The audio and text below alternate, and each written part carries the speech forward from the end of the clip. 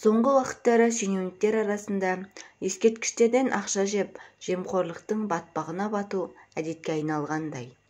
Өткен жылдың күзінде Атырау облысының әкімінің орынбасары Бақытгүл Хаменова Атырауда орнатылуы тиіс абай ескерткішіне бөлінген қаржыға қол салып ұсталған еді.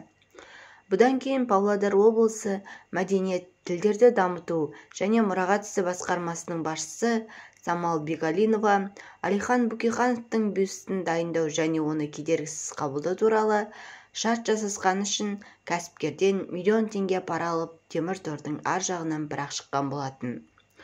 Абай ескерткішінен Хаменова 4,5 миллион теңге алып қалғаны жайындағы әңгіме қазір ақпарат құралдарында желді есуде.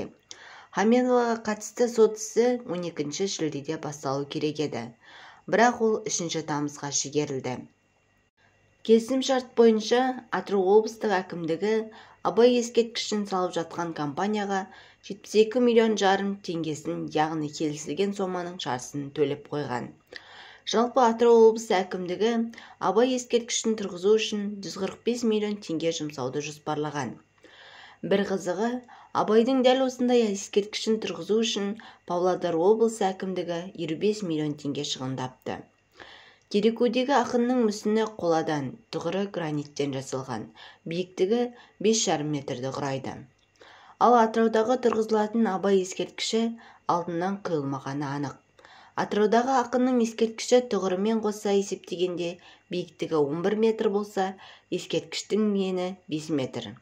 Ескерткіш Павлодардағыдай қола мен гранит тастан тұрғызылған. Бағаның ала-құла болуынан ескерткіш орнату ісінен жемқорлықтың ісі аңқитыны анық.